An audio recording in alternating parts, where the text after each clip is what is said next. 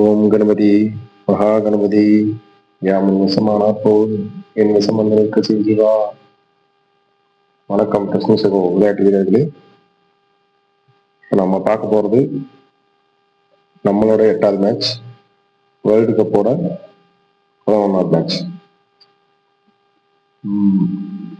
நியூசிலாந்துக்கும் யூஏக்கும் சென்னையில நடக்குது 10/2/2026. இந்த மேட்ச் எப்படி இருக்கும் அப்படின்னா,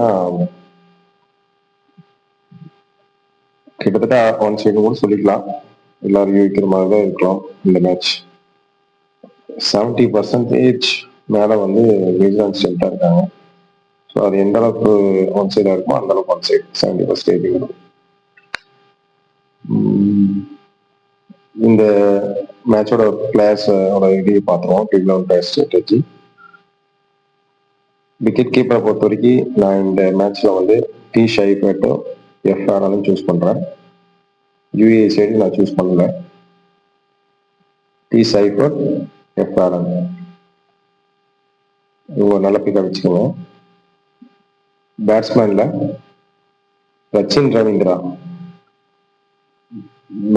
மஸ்ட் வீக்ல வச்சுக்கோங்க. ஆப்ஷன்ல தான் வந்து நான் டேவிட் மிச்சல் கொடுக்குறேன். நான் ஃபர்ஸ்ட் சொன்ன 3 பேட்ஸ்மேன்ஸே வந்து நல்ல ஸ்கோர் பண்ணியிருக்கு, நிறைய வாய்ப்பு இருக்கு இந்த மேட்ச் பொறுத்த வரைக்கும். டேவிட் மிச்சல் இங்க வருவான்னு தெரியல, வந்தாலுமே எனக்கு பெரிய பெர்ஃபார்மன்ஸா தெரியல. யூஏஇ பொறுத்த வரைக்கும் பேட்ஸ்மேன் பொறுத்த வரைக்கும் எம்ஜெட் கான்ங்கிறவரை யூஸ் பண்ணிக்கோங்க. ஏ ஷராஃபு அப்படிங்கிறாரு, அவரை சூஸ் பண்ணிக்கோங்க. W Muhammad captain, W Muhammad பேட்ஸ்மேன்ல அவர் பிக். இவங்க சைடு மட்டும் யூஏஇ மட்டும் எக்ஸ்ட்ராவா இருக்கும்.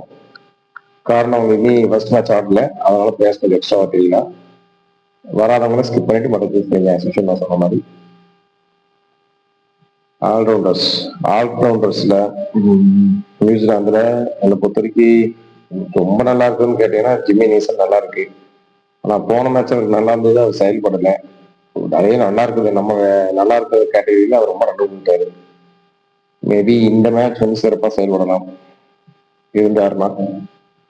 அப்புறம் சாண்ட்னர் யூஸ் பண்ணிக்கோங்க. கிளென் பிலிப்ஸ் யூஸ் பண்ணிக்கோங்க. கிளென் பிலிப்ஸ் வந்து இறங்குறதோட மெத்தட் வச்சு யூஸ் பண்ணிக்கோங்க. பிகினிங் பேட்ஸ்மேன்ஸ் எல்லாம் ஆடிட்டாங்க. ஆல்ரவுண்டர் யூஏஇ பொறுத்த வரைக்கும்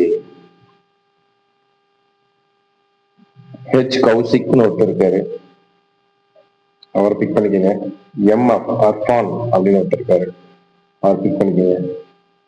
இந்த டீம் வந்து இந்த டீம்ல ஒருத்தர் ஃபைட் பண்ணுவாங்க அப்படின்னா 2 பேர் ஃபைட் பண்ணா அது இவங்க 2 பேர் தான்.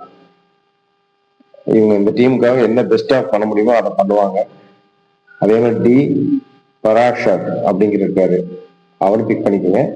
இந்த 3 பேர் தான் இந்த டீமுக்காக ஃபைட் பண்றதுக்கு, இந்த மேட்ச் பொறுத்த வரைக்கும் ஃபைட் பண்றதுக்கான.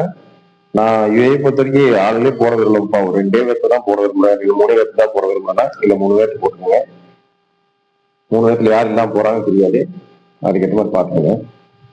அடுத்து பவுலர்ஸ்ல நியூசிலாந்து பொறுத்த வரைக்கும் இதுலயும் பெஸ்டா தெரியுது, இன்னைக்கு பெஸ்டா தெரியுது ஜே டபி தெரியுது. அதுக்கப்புறம் எல் ஃபர்கியூசன், எம் ஹென்ரி தெரியுறாரு, எல் ஃபர்கியூசன் தெரியுறாரு. 3 பேருமே போன மேட்ச் ஆடினாங்க. ஆளுக்கு ஒரு விக்கெட்டாவது எடுக்கலாம், 2 விக்கெட் எடுக்கலாம், இல்ல டஃபி ஒரு விக்கெட் சேர்த்து கூட எடுக்கலாம். கரெக்டா அந்த டைமிங் செட் ஆச்சு. பேட்டிங் பவுலிங் ஃபர்ஸ்ட் இல்ல செகண்ட் அப்படிங்கிற செட் ஆச்சு கரெக்டா அப்படின்னா ஒரு விக்கெட் சேர்த்து எடுக்கலாம். யூஏஇ பொறுத்த வரைக்கும் ஒரு விதத்துல பவுலர்ஸும் சப்போர்ட் பண்ற மாதிரி இருக்காங்க, நான் எங்கேயும் சொல்லல. ஓரளவுக்கு எக்கனாமிக்கலா போடுற அளவுக்கு இருக்காங்க. அது வந்து ஹெச் அலி அவரு, எம் முகமது ஃபரூக்கி அவரு, எம்ஆர் கான் அவரு, ஜே சித்திக்கு வந்து ஒரு ஆப்ஷனல், 4th ஆப்ஷனல் வச்சுக்கோங்க ஜே சித்தி. இந்த 4 பேர் சொல்லியிருக்கேன், இதுல ஏதாவது 2 பேர் இல்லாம போனோம்னா இந்த அடுத்த 2 பேருக்கு கூட வச்சுக்கோங்க. இதுல ஃபர்ஸ்ட் ஆப்ஷன் சொல்ல போனா எனக்கு வந்து கேட்டா ஹெச் அலி தான் சொல்லுவேன். ஒரே ஒருத்தர் போட விரும்புறேன்னா ஹெச் அலி போடுங்க. அதுக்கு அடுத்த ஆப்ஷனா வந்து எம்ஆர் கான அடுத்த ஆப்ஷனா யூஸ் பண்ணிக்கலாம். ரூக்கியும் ஓகே தான். இந்த 3 பேரும் ஓரளவுக்கு ஓகே தான். சித்திக் மட்டும் எனக்கு ஒரு ஆப்ஷன் வித்தியாசமா தெரியாது. ஸோ வரதுக்கு ஏற்ற மாதிரி நீங்க 4 பிளேயர்ஸ் யூஸ் பண்ணீங்கன்னா பவுலர் 2 ஆல்ரவுண்டர் 2 யூஸ் பண்ணிக்கோங்க இந்த டீம் பொறுத்த வரைக்கும். நியூசிலாந்து விசஸ் யுஏஇ மேட்சோட கேப்டன் வைஸ் கேப்டன் ஆப்ஷன் நீங்கள் கேட்டிங்கன்னா நியூசிலாந்தோட பேட்ஸ்மேன் சைடு சொல்லுவேன். First T Seifert, F Allen, Rachin Ravindra இவங்களில் யாரோ ஒருத்தர் சிறப்பான பெரிய ஆட்டத்தை ஆடுறதுக்கு வாய்ப்பு இருக்குது. பவுலர் சைடில் எனக்கு ஜே டஃபியை சொல்ல தோணுது. இவங்க சைடில் 4 பேர். யுஏஇ சைடுன்னு சொல்லுங்கன்னு கேட்டிங்கன்னா இந்த ஆல்ரவுண்டரில் சொன்ன 2 பேர் தான். 3 பேர் இருக்காங்க, அதில் 2 பேர் வச்சுக்கோங்க. கெச் ஹவுசிக், எம் அர்ஃபான் இவங்க 2 பேர் வைஸ் கேப்டன் கணக்கு தகுதி ஆள் தான். தேங்க்யூ.